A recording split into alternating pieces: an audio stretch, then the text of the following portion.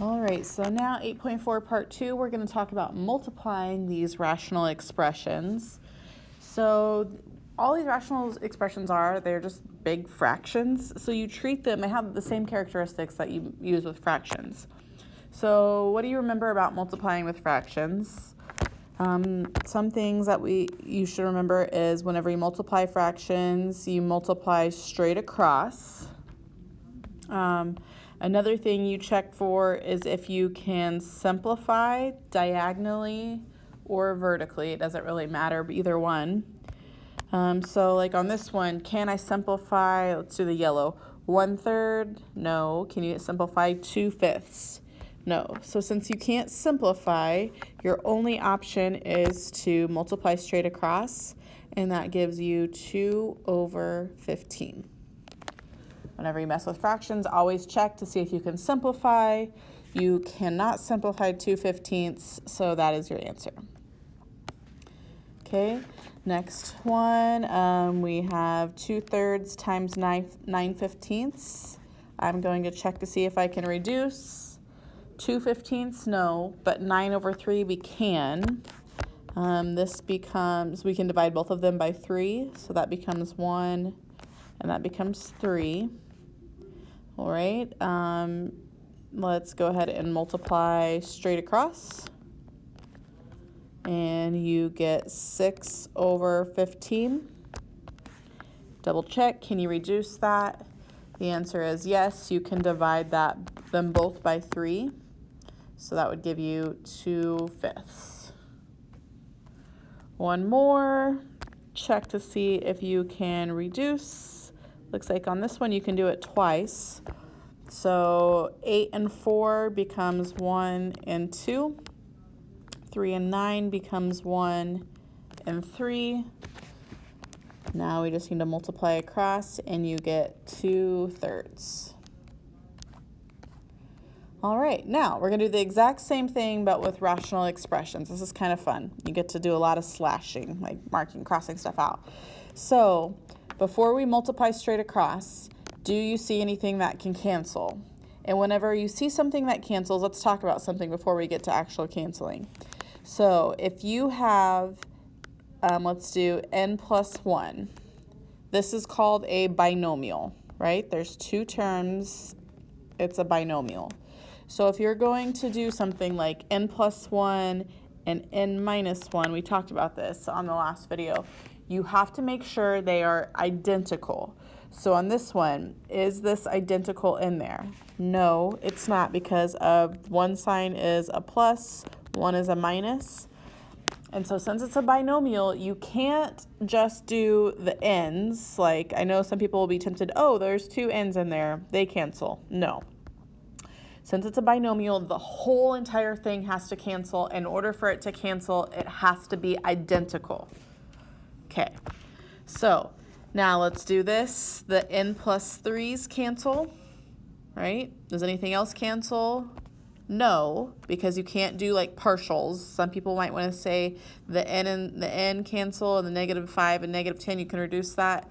And no, you can't, because they are binomials. So since you can't cancel anything, you just write what's left. n minus 5 over n minus 10. And that's it. Okay, on this next one, what do you see that cancels?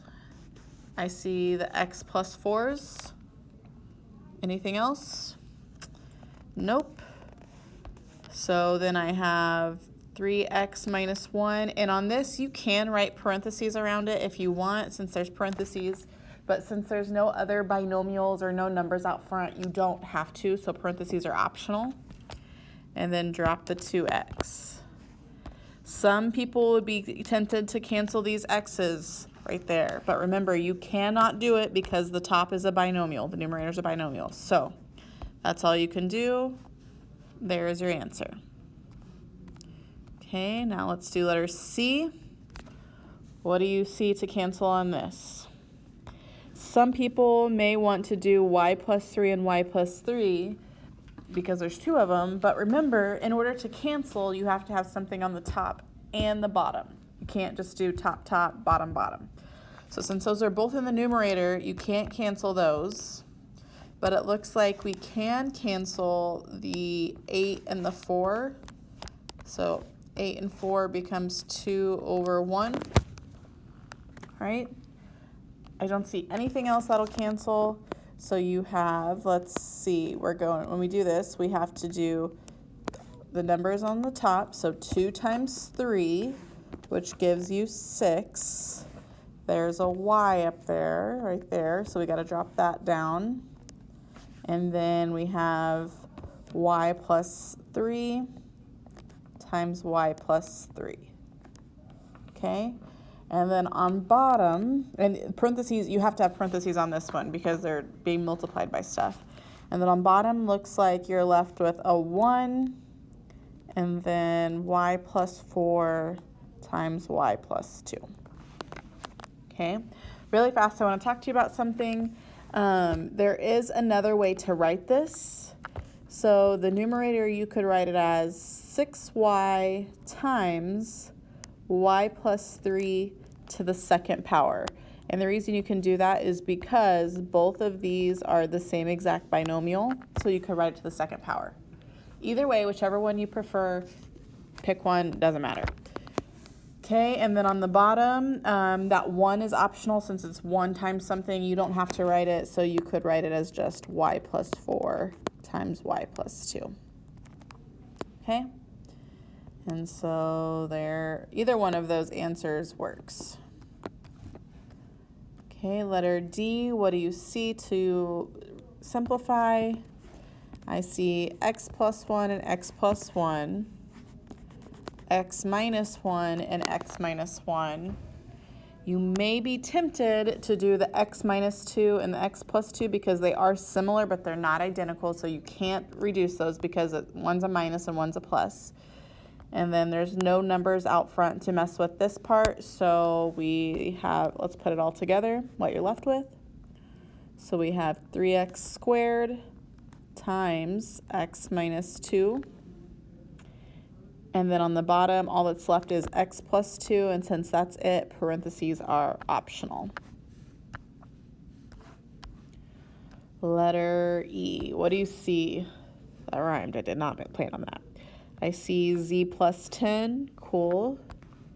Z minus 2, cool. And then also those 5s cancel, right? And that's it. So you have two ways of writing this one as well. You could write it as z minus 1 over 1 or just z minus 1. Either one. Okay, last problem.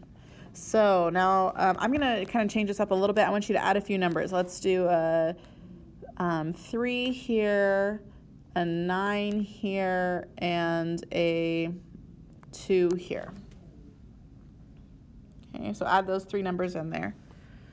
All right, so now let's cancel stuff. There's a bunch, I love these because there's not just one way to do it. There's a bunch of different ways to start. Do what your brain sees first. I see x plus 4 and x plus 4. I see then x plus 5 and x plus 5. X minus 3, x minus 3. Running out of colors here. X minus 2 and x minus 2. Right? Those all cancel. So now let's talk about the numbers. So you may see, I'm going to do the 10 and the 5. So 10 and 5 become 2 and 1. And 3 and 9 become 1 and 3. And then actually, even though they're not diagonally, you remember you can reduce or simplify vertically, the 2's cancel each other out right there on the right. Okay, so what do you have left? Looks like all of the binomials cancel, love that. And on top you have a 2 times 3, so that would give you 6. Looks like on the bottom all you're left with are 1s. So you could write 6 over 1 or just 6. All right, that is it for part 2. Thanks for watching. Have a great rest of your day.